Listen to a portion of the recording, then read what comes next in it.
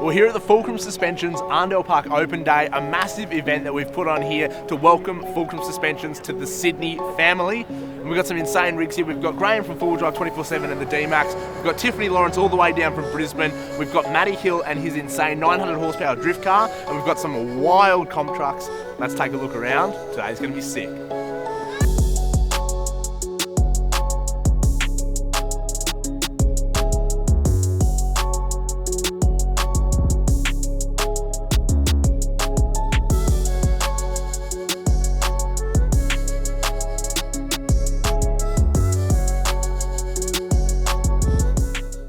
Now I can't give too much away about this dust-covered, cobweb-infested project right here, but what I can tell you is that Ford Maverick, you know, GQ Patrol Shorty, converted to mid-wheelbase, cut into a ute, and it's going to be a project car coming up real soon. We've got some pretty wild plans with this thing, and some pretty spicy stuff is going to be going under the front of this. GU diffs.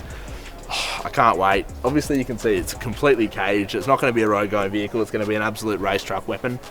You're going to have to wait and see. We thought we'd bring it out of hiding this weekend just purely so that these finished cars can flex up on it because we couldn't get a flex ramp in time. But anyway, take a quick look at it and then you won't see it forever because that's never going to be done because you know why.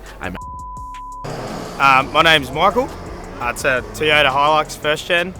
It's pretty much got a Commodore V6, Turbo 4 700, Atlas 2-speed. It's got a Dana 60 Ford 9 front end. Patrol rear, it's all basic stuff really. Air shocks, suck down winches, lockers. What made you want to build this? Well, I bought it pretty much built, but you know, like everything, it's a bit hard to have a bigger four-wheel drive on the roads. Doing harder tracks, it's just we wanted to start competing as well, so it was a no-brainer. Hi, I'm Tiffany Lawrence and I have a female-based adventure YouTube channel. So this is my Toyota FJ Cruiser. I bought it in December, so I'm quite new to the four-wheel driving scene by myself. But before then, I was just hiring four-wheel drives, heading to Fraser Island, and I absolutely love being in the great outdoors. What's your favourite thing about owning your own four-wheel drive? Owning my own four-wheel drive just means I have the keys to freedom. So I can go anywhere I want to, grab my girlfriends on the weekend, say, let's go to Bribey Island, let's go fishing, let's go to DI. Just the freedom of it, I absolutely love it. Plans for the future with the car? Of course, I'd love to do a lap of Australia. There is just so many places to go and see. But I love the car setup. I can grab my friends. I've still got the back seats in there. But there are a couple of mods that I'd like to do just to make it a bit more comfortable. If I wanted to go more than a weekend away, I could put a fridge in the back and some water system and stuff. But I haven't quite made up my mind. It's still new to me.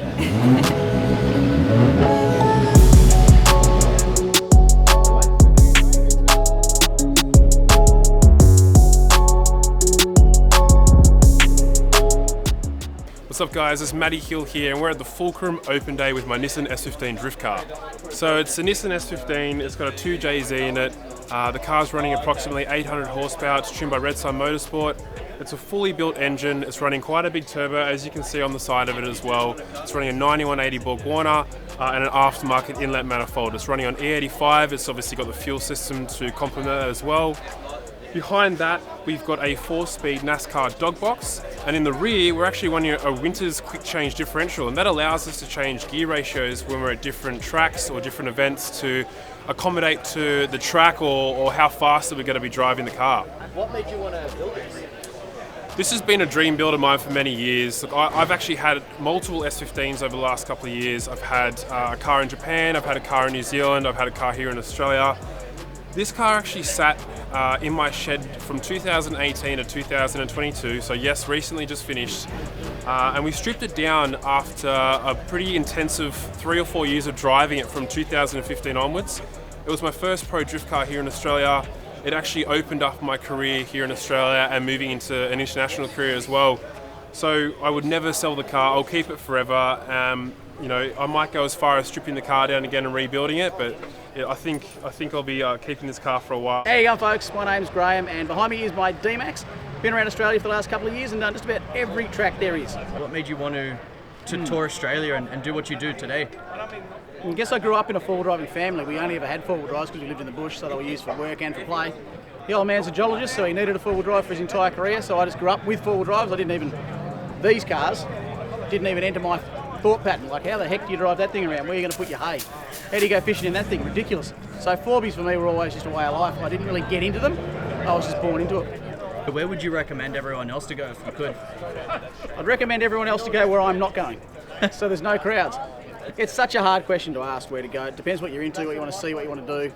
But I think the beautiful thing is we live in a country where you've got so much diversity. Like right now, you can drive in the snow if you want to, and then a day's drive from there, you can be in the desert. Name another country that you can do that. Actually, there's probably heaps you can do that in, but you get what I mean. Australia's just got so much diversity.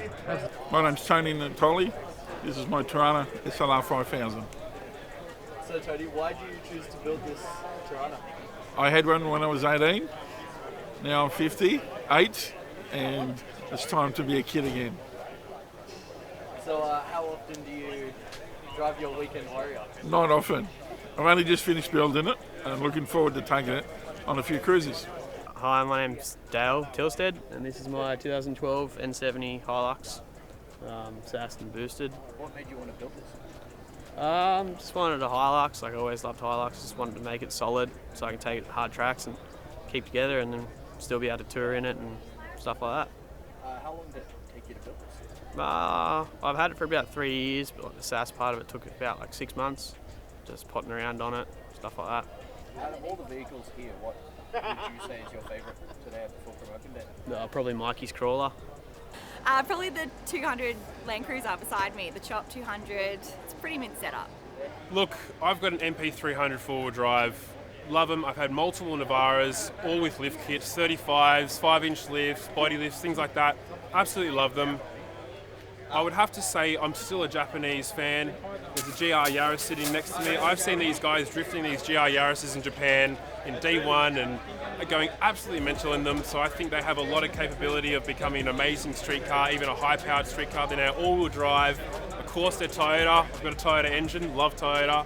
I'd have to say the GR Yaris. Yeah. Obviously this car. Other than your The Nissan, because I'm a classic car guy, so I like old school cars. Well, it's been a massive day here at the Arndale Park Open Day, and a huge thank you to everyone that came and made it possible.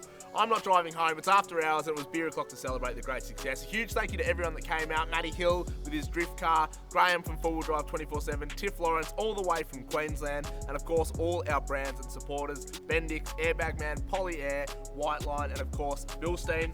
Guys, until next time.